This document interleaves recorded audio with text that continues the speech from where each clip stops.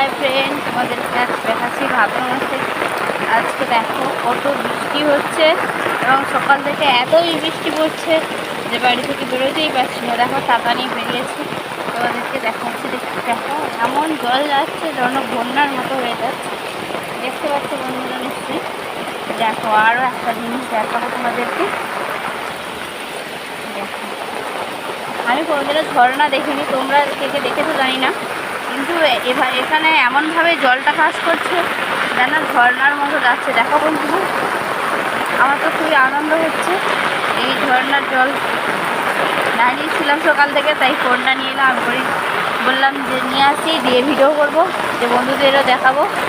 দেখো, এবং তোমাদের আরও একটা জিনিস দেখাবো। ধৈর্য ধরো, ভিডিও শেষ পর্যন্ত দেখতে থাকো, দেখতে পাবে। দেখো কিভাবে জল পুকুরে পুরো পুকুরটাই ভর্তি হয়ে গেছে, কোনো জায়গায় বাদ নেই। একেবারে পুকুরের আড়ি চারধারে ডুবে গেছে। এবং দেখো কিভাবে এই জলটা না পাস করছে বলো। আষাঢ় মাসের বদলে ভাদ্র মাসে এমনভাবে জল দিচ্ছে যেন বন্যার মতো। দেখো বন্ধুরা, আমার তো খুবই মজা লাগছে। বৃষ্টি হচ্ছে কিন্তু যাদের ক্ষতি হচ্ছে তাদেরও খুবই কষ্ট হচ্ছে। দেখো তোমরা কীভাবে জলটা পাস করছে।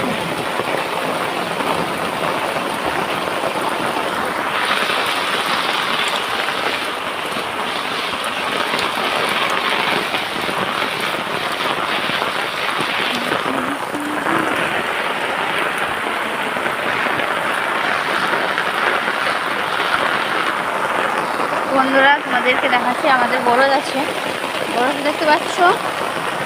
আর এমনভাবেই জল উঠছে, বরজের চারদিকে জল জমে গেছে। দেখো বরজ ডুবডুবো অবস্থা, দেখতে পাচ্ছ বন্ধুরা। সবার পুকুর ডুবে গেছে। ওই যে দূরে একটা পুকুর দেখা যাচ্ছে, তোমাদেরকে জুম করে দেখাই। সেখানেও খুবই বৃষ্টি পড়ছে, আর আমাদের এখানে তো জলে পরিপূর্ণ হয়ে গেছে সব পুকুরগুলো। আর আমাদের বরজের চারিপাশে এমনভাবে জল জমেছে, দেখতে পাচ্ছ বন্ধুরা। আর মেঘের ওয়েদারে খুবই খারাপ, রাত থেকে বৃষ্টি পড়ছে।